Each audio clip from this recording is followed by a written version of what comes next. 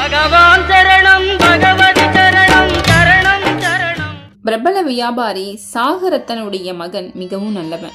அவன் 100 பொன்னை கொடுத்து சுவடி ஒன்றை வாங்கிட்டு வரான். அதுல விதிப்படி நடப்பது நடந்தே தீரும், அதிலிருந்து யாரும் தப்பிக்க முடியாது அப்படின்னு பொறிச்சிருந்தது.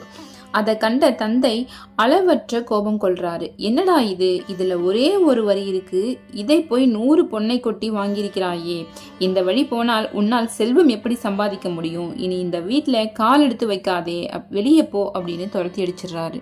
மிகுந்த மனவருத்தத்தோடு வீட்டை விட்டு கிளம்பி போறான் மகன். தொலை தூரத்துல இருந்த கௌசாம்பி என்ற நகர்ல தங்கி வசிக்கலானான்.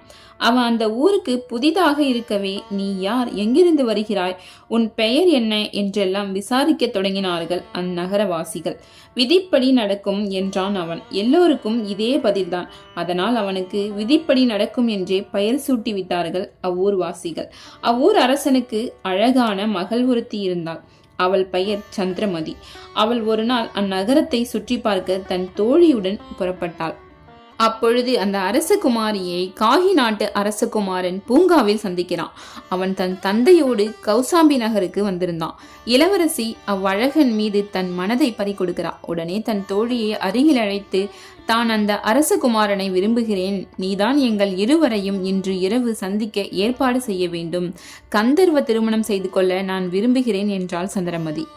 உடனே தோழி அரசகுமாரனிடம் சென்றாள். அரசகுமாரியின் நிலையை எடுத்து சொன்னாள். இதற்கு தாங்கள் சம்மதிக்காவிட்டால் தன் உயிர் போய்விடும் என்று சொல்ல சொன்னாள் என்று தெரிவித்தாள். அப்படியா, மிக்க மகிழ்ச்சி. நான் இளவரசியின் அந்தப்புறத்துக்கு எப்படி வருவது? இரவு வந்ததும் அவள் அந்தப்புறத்திலிருந்து கீழே ஒரு கயிற்றை தொங்கவிட செய்கிறேன், அதை பிடித்து கொண்டு ஏறி மேலே வந்து விடுங்கள் என்றாள் தோழி. அப்படியே ஆகட்டும் என்று சொல்லி தன் இருப்பிடம் திரும்பினான் அரசகுமாரன். அப்பொழுது அவன் மனம் சிந்தனையில் ஆழ்ந்தது. குருவின் மகள், நண்பனின் மனைவி, அரண்மனை சிப்பந்திகள் மனைவியர், இவர்களை கற்பழிப்பவன் கொலைப்பழி செய்த குற்றத்திற்கு ஆளாவான் என்று அறநூல்கள் செப்புகின்றனவே. நான் நெறி தவறி நடப்பது சரியாகுமா? மதிப்பையும் மானத்தையும் குறைக்கும் முறைகேடான காரியங்களை ஒருவன் எப்பொழுதும் செய்தல் கூடாதே. அதனால் அரசகுமாரியின் விருப்பத்துக்கு இணங்குவது சரியில்லை என்று முடிவுக்கு வரான். அதனால அன்றிரவு அவன் செல்லவில்லை. ஆனால் அதே இரவு அதே வேளையில் அந்த வணிகன் மகன் விதிப்படி நடக்கும் அந்த பக்கம் திரிந்து கொண்டிருந்தான். அவன் அரண்மனை அருகே வந்த சமயம் உப்பரிகையிலிருந்து பலமான பெரிய கயிறு ஒன்று தொங்குவதை கண்டான். உடனே அந்த கயிற்றை பிடித்து கொண்டு மேலே ஏறி அந்த புறத்தை அடையிறான். அரசகுமாரனை எதிர்பார்த்து ஆவலோடு மனம் நெகிழ்ந்திருந்த அரசகுமாரி ஒரு ஆடவன் கயிற்றின் வழியாக வந்து இறங்குவதை பார்த்ததும் அவனை அரசகுமாரன் என்று எண்ணிவிட்டாள். உடனே அவனை கட்டி தழுவி வரவேற்றாள். அவனை நீராட சொல்லி சிறந்த ஆட ஆபரணங்களை அளித்தாள். வாசனை திரவியங்களை பூசினான். அறுசுவை விருந்தளிக்கிறார். அதன் பிறகு அவன் கரம் பற்றி படுக்கை அறைக்கு அழைத்துச் சென்றாள். என்னை தங்களுக்கு உவகையோடு அளிக்கிறேன், இனி வேறு ஒரு ஆடவனின் நினைவு எனது உள்ளத்தில் ஏற்படவே ஏற்படாது என்று அவனது இதழ்களை சுவைத்து கொண்டே, ஏன் இப்படி மௌனமாக இருக்கிறீர்கள் என்று கேட்டாள். எல்லாம் விதிப்படி நடக்கும் என்றான் அவன். இது கேட்டதும் தான் தாமதம். அவளுக்கு சுருக்கென்றது. இவன் நாம் விரும்பின அரசகுமாரன் அல்லன். இந்த ஊரில் விதி போல் நடக்கும் என்பவன் ஒருவன் திரிகிறான் என்கிறார்களே, இவன் அவனாகத்தான் இருக்க வேண்டும் என்று தீர்மானித்தாள். உடனே அவனை அக்கயிற்றின் மூலம் கீழே இறக்கிவிட்டாள். பிறகு கயிற்றையும் மேலே இழுத்து கொண்டாள். இதை எவருக்கும் தெரியப்படுத்தாமல் மனதுக்குள்ளேயே வைத்து கொண்டாள். அதன் பிறகு அந்த வணிகன் மகன் அவ்வூரிலிருந்து பாழடைந்து இடிந்து கிடந்த ஒரு கோயிலில் படுத்து தூங்கினான். அன்றிரவு வெகு நேரம் கழித்து அவ்வூர் காவல்காரன் வந்தான். அவன் ஒரு விலை மாதுடன் அங்கு அவ்வேளையில் சந்திப்பது என்று முன்கூட்டியே ஏற்பாடு செய்திருந்தான். அங்கு வந்த வாலிபன் படுத்து உறங்குவதை கண்டதும், இவன் வேறு நமக்கு குறுக்கு இருப்பான் போலிருக்கிறதே என்று எண்ணி அவனை அதட்டி எழுப்புறான். நீ யார், உன் பெயர் என்ன என்று கேட்கிறான். விதிப்படி நடக்கும் என்று பதில் சொல்றான் அவன். விவரம் தெரிஞ்சதும், இது ஒரு பாழுங்கோயில், இங்கு யாரும் இல்லை, அதனால் இங்கிருந்து சிறிது தொலைவில் அதே தெரியும் என் வீட்டுக்கு போ, அங்குள்ள என் படுக்கையில் படுத்து சுகமாக தூங்கு என்று அனுப்பி வைக்கிறான்.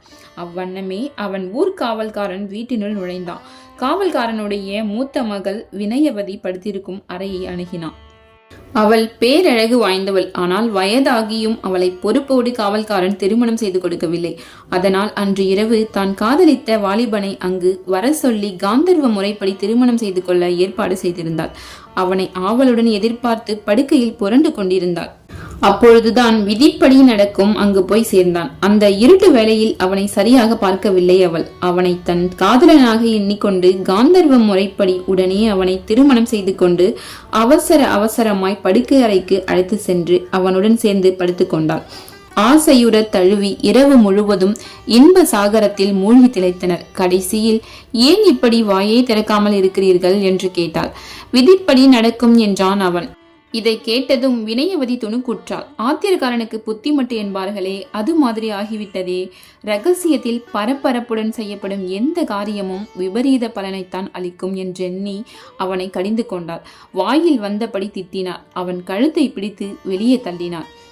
அவன் மெதுவாக எழுந்து தெரு வழியே போய்க் கொண்டிருந்தான். அப்பொழுது ஒரு மணமகன் ஊர்வலம் ஒன்று போய்க் கொண்டிருந்தது. வணிகன் மகனும் அவர்களுடன் சேர்ந்து கொண்டு போனான். திருமண வேலை நெருங்கிற்று. மணமகள் கையில் மாலையுடன் தயாராக இருந்தாள். மணமகன் ஊர்வலம் அந்த வீட்டை நெருங்கிய சமயம் உடன் வந்த யானைக்கு மதம் பிடித்துவிட்டது. யானை பாகனை கீழே தள்ளி மிதித்துவிட்டு உள்ளே புகுந்தது. மக்கள் நாலா பக்கமும் சிதறினர். மணப்பந்தலில் கூச்சலும் குழப்பமும் ஒருங்கே ஏற்பட்டது. மணமகள் நடுங்கியவாறே மணப்பந்தலில் நின்று கொண்டிருந்தாள். அதை கவனித்த விதிப்படி நடக்கும் அவள் அருகே சென்றான். பயப்படாதே, நான் உன்னை காப்பாற்றுகிறேன் என்றான். பயத்தினால் அவனது வலக்கையை கெட்டியாக பற்றி கொண்டாள் மணப்பெண். அவனும் அவளை கட்டி தழுவி கொண்டான். அதன் பிறகு அவன் யானையை கடுமையாக அதற்றான். யானையும் பயந்து போய் மணப்பந்தலை விட்டு போய்விட்டது. அதற்குள் முகூர்த்த வேலை கடந்து விட்டது. அப்பொழுது அங்கு வந்த சுற்றத்தார் மணமகள் வேறு ஒரு ஆண்மகன் கரம் பற்றி நிற்பதை பார்க்கிறாங்க. மாப்பிள்ளை வரகீர்த்தியும் அது கண்டு திடுக்கிடுறான். உடனே கடும் கோபம் கொண்டு பெண்ணின் தந்தையை அணுகி எனக்கென்று நிச்சயிக்கப்பட்ட பெண்ணை வேறு ஒருவனுக்கு எப்படி கொடுக்கலாம் என்று சீர்றான். இங்கு நடந்தது பற்றி எனக்கு ஒன்றும் தெரியாது. யானைக்கு பயந்து வெளியே ஓடினவன் இப்பொழுதுதான் உங்களுடன் நானும் திரும்புகிறேன் என்றார் பெண்ணின் தந்தை. உடனே தன் மகள் பக்கம் திரும்பி, நீ செய்த காரியம் கொஞ்சம் கூட சரியில்லை. உனக்கென்று நிச்சயிக்கப்பட்டவனை விட்டு வேறு ஒருவன் கரத்தை பற்றி கொண்டிருக்கிறாயே, ஏன் என்று கேட்டார். மத யானை கொல்ல இருந்த என்னை இவர்தான் காப்பாற்றினார். அதனால் இந்த பிறப்பில் வேறு ஒருவரை மணக்க என் மனம் சம்மதியாது என்று பதில் உரைக்கிறார் அந்த பெண்ணை. இதை கேட்டதுமே பெண் வீட்டாரும் மாப்பிள்ளை வீட்டாரும் சண்டை போட தொடங்கிடுறாங்க. பொழுது விடிந்ததும் இச்செய்தி எங்கும் பரவி ஊர் மக்கள் அனைவரும் அங்கு வந்து கூடிடுறாங்க. அரசகுமாரி சந்திரமதி வந்திருக்கிறா. காவல்காரன் மகள் வினயவதி வந்திருக்கிறா. அரசனும் அங்கு வந்திருந்தான். அவன் வணிகன் மகனை பார்த்து பயப்படாமல் நடந்தது நடந்தபடி சொல் என்றான். எல்லாம் விதிப்படி நடக்கும் என்றான் வணிகன் மகன். இச்சொற்கள் நினைவு வரவே விதிப்படி நடப்பதை யாராலும் தடுக்க முடியாது என்றாள் அரசகுமாரி. நடந்து போனதை குறித்து எனக்கும் வருத்தமில்லை, மகிழ்ச்சியும் இல்லை என்றால் காவல்காரன் மகள். எனக்கு விதி நிர்ணயித்து இருக்கும் ஒன்றை வேறு ஒருவர் அடைய முடியாது என்றால் மணமகள்.